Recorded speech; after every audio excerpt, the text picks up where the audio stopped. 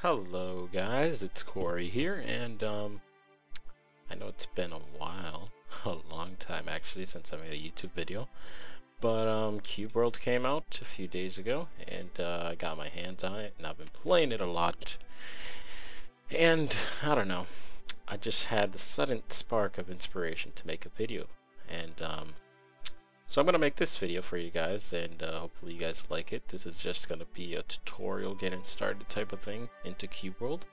And the first thing you want to do is go ahead and create a character.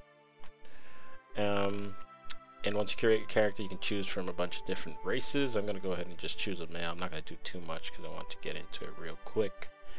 But yeah, I was just wondering if you guys, any of my old subscribers, some new people might be watching this because since Cube World just came out, they might have found it by search or something like that. But if there's any of my old subscribers watching this and you guys are interested in me making more videos and stuff like that, that's something that I might be wanting to try now since I got some free time in the summer, etc. So I'm gonna make my guy with blue hair. Actually, let's make him with like red hair. Let's change his hair around. I don't want that haircut. It looks like a warrior. That does not look like a no, that guy looks like Goku. Okay, that's close enough. You want to go ahead and create your world. Go into the world. And let's see what the fuck. Alright, so this is Cube World. Now, when you start off, depending on your class, you will get different sets of weapons. As you see, I got a two-hander right here. And as you can see at the bottom on my HUD, I have a mouse 1 and mouse 2 ability. This mouse 1 is your basic ability. And for warriors, once you charge it up, you can expend all your charges pretty much, which is the MP next to your health, on a bigger attack with your right click, as you can see. And it just basically does a really, really strong attack. So I'm more of a rogue specialist since that's what my main character was on. So I actually haven't played the warrior too much, but as you can see there, I got 1 experience from killing that cat. Yes, I know, I am a feline killer. Hola, me llamo Juan. Okay, so as you can see on my queue over there, that's my health pots. You can actually craft those pretty easily, and maybe I'll go into detail in that in another video possibly. But if you press M, you can see the world map. Usually when you spawn, from my experience, there's always a town nearby. As you can see here, there's a town. There's a dungeon over there, as you can see, marked by the two the crossed swords. And yeah, this is the landscape. It randomly generates infinitely, so you can keep going. And let me tell you, it'll be a lot of exploring when you get into playing this game. So, alright. Now, like I said, when you spawn, you'll have different weapons. If you press I or B to go to your equipment, you can see I am a warrior, so I will start with a two-hander. But if I wanted to, I can try out all of my options. Now I could go either two-handed sword, which is my preference, by the way, for the warrior, as you can see here. And when you expend your charges, he spins. It's like he's doing pirouettes, you know. I'm a ballerina. Probably should have made a girl with pink hair for this. But anyways, this is the mouse 1 and 2. Whenever you change weapons, depending on the weapon, your mouse 1 and 2 will change.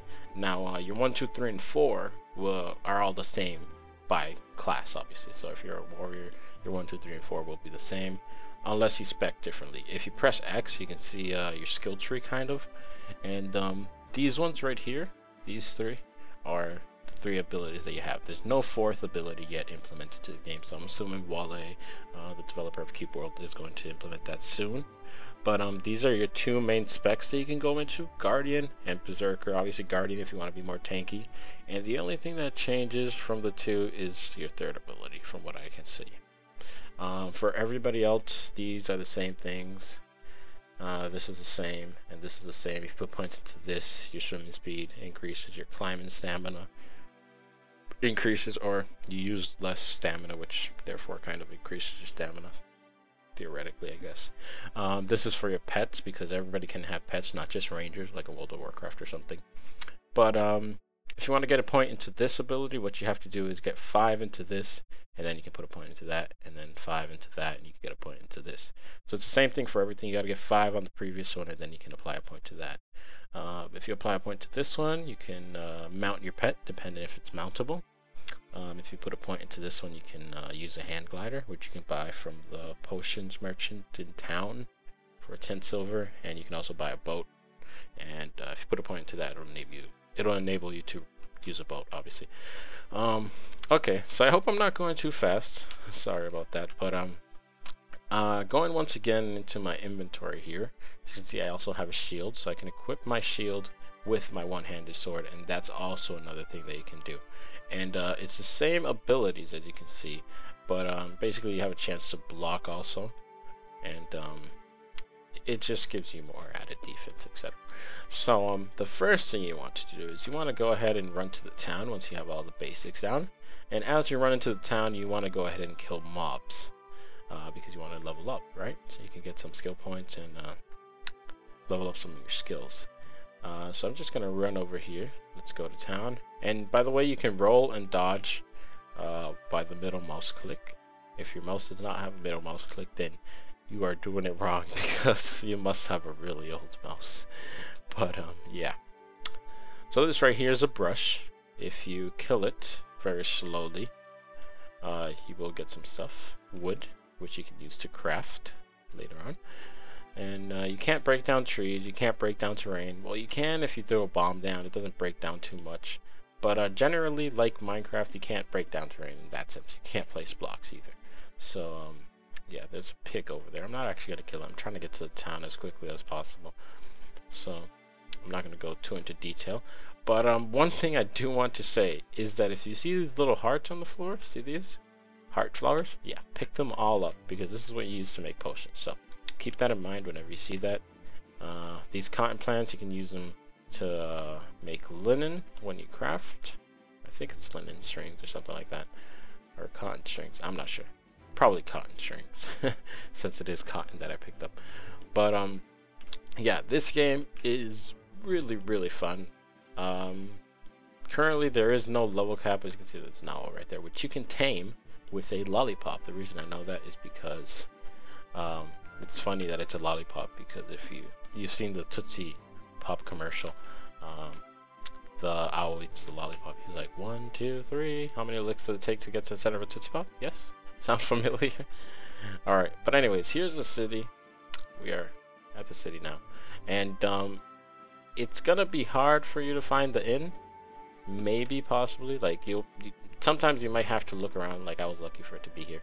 But like, what I mean is that it might be hard for you to find it is sometimes you'll be running in circles, you won't know where the inn is or where certain things are.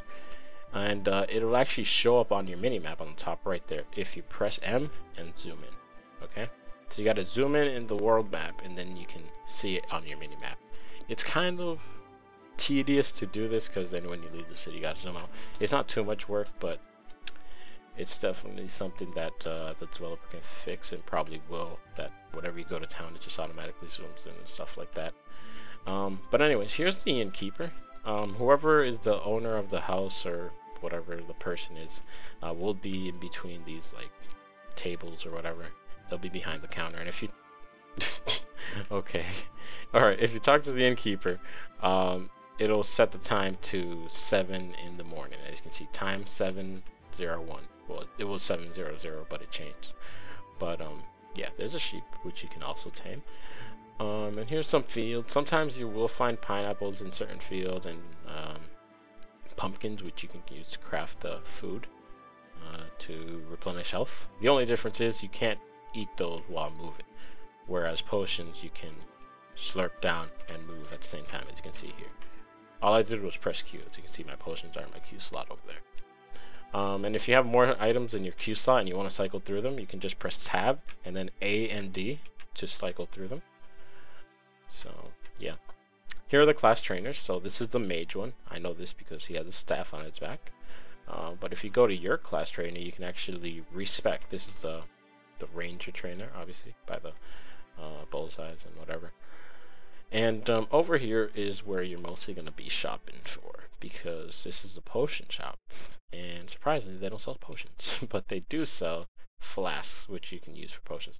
And surprisingly, in this seed, there is a better iron lamp than this one. Okay, so I'm going to go ahead and sell this iron lamp, and I'm going to buy this one, which actually illuminates more than that one. I equip it. Oop, I sell it. I sold it. Fuck. Oh, I'm putting it into the pet slot. My bad. But yeah, glass flasks here, as you can see. I'm gonna go ahead and sell this sword and that, whatever. Here's your inventory. This is for like your potions and stuff items. This is your like crafting stuff, and this is your pet stuff. So you can see here, there's cotton candy. I can buy cotton candy. I can't buy 2 cotton candies because the game's just like that. You can only have one of those type of food items, and those food items like that, you don't actually eat yourself, but you use them to tame pets. So if I walk up to, like, let's say a pet that I can tame, usually the more passive pets will like look at you like that. There are some things you can tame that will attack you. Like there are some monsters out there or whatever that if you walk up to them, they won't just look at you. They'll start attacking you, and that doesn't necessarily mean you can't tame them, because a lot of times you can tame most of what you see, but just putting that out there just so you know. So if you do see like a boss cat and you have something that can tame a cat, you can actually tame the boss, and surprisingly some pretty cool stuff happens when you tame a boss. But anyways, the cotton candy is for the sheep. So as you can see, the sheep, he's looking at me, he's like, give me some food, man, I'm hungry. So I'm gonna go ahead and go to my pet food. I'm gonna right click it, and as you can see, he's gonna start eating it. And once that heart fills up, he will have eaten it, and he will be mine. Haha. So now I have a pet, and if you want to rename that pet, you can actually press enter, type /name pet all together, pet space, and then name. So I'm gonna name my pet Fluffy because he's really fluffy, and you can see there on the top left his name is Fluffy. And you can actually change your name at any time you want. You can just type /name, and my name is Juan. As you can see up there also on the top left. So that's basically it for now. That's all I'm really gonna cover in this video. I suggest you guys go and kill some stuff, and what I suggest doing with your first skill point is putting a point into this skill, whichever, doesn't matter what your class is, pick whichever one of these specs you want to go into, and then doesn't matter what you are. This is what I recommend. I recommend putting 1 point into this at first, and then excuse me, every other point you get after that sorry, yeah, I had to clear my throat. But I'm sorry. So put 1 point into this first skill right here, just 1, and then every point you get after that, put into climbing until you get to 5. And once you get to 5, it'll enable you to put 1 into gliding, and then put 1 into gliding. After that, just knock yourself out and do whatever you want. You don't have to do that, but that's what I recommend as an adventuring standpoint, so that you can move around faster. Or if you have a pet, you can opt to go with 5 here right away, and then 1 into pets. Not really water unless you spawn in a wild biome, which is pretty unlikely. But one of the two, I highly recommend hand gliding because it's fun and it's faster than riding your pet. So once you do that and you get a point into hand gliding, try to get 10 silver. Just pick up everything you see. Even these pumpkins, just pick them all up and sell them. They sell for 2 copper each. But if you do a dungeon or something, you should be able to get enough money to buy a hand glider. And buy the hand glider, equip it into your special slot, and press G to use it. And if you ever need help with controls, you can always press F1, and it brings up this little menu here. You can press escape, it brings up this menu with a lot of stuff on it. And yeah, so that's gonna be it for this video, guys. Let me know if you guys liked it. Leave a comment below on any suggestions you might have for future episodes, if you want me to keep on going with the tutorial, or maybe you want me to start a new character and kind of do a let's play of it, or maybe with this character or something, I don't know. But yeah, that's gonna be it for now, guys. Thanks for watching. Hope you guys have a nice day, and I'll see you all next time. Bye bye.